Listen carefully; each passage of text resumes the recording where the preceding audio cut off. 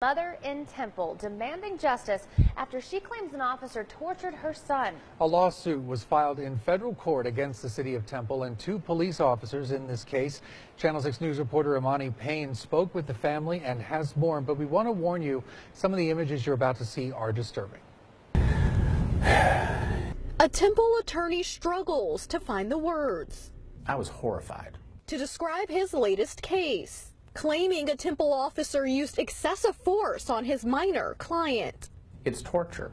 The attorney's client was allegedly fleeing a home invasion back in January of 2015 when an officer tried to stop him. They say the officer allegedly got into his car, started the engine, and intentionally collided with the victim to end the chase quickly. The victim's mother claims the officer then pinned her son under his car for 10 minutes with the engine running and says this was the result. Severe third-degree burns and major injuries covering the minor's body. Many of the pictures sent to us too horrific to put on the air.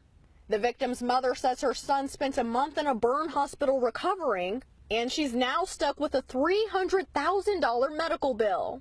Something the family attorney Robert Ranko says is unacceptable. The people who caused the harm, the people who caused the bill to be created, should be accountable to pay for it. In a recorded deposition of the responding paramedics, they confirmed that the boy was pinned under the car for some time and suffered burns. Could you smell his flesh burning?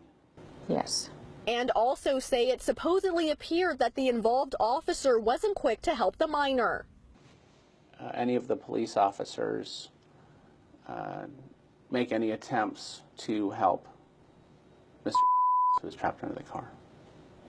Not that I can recall.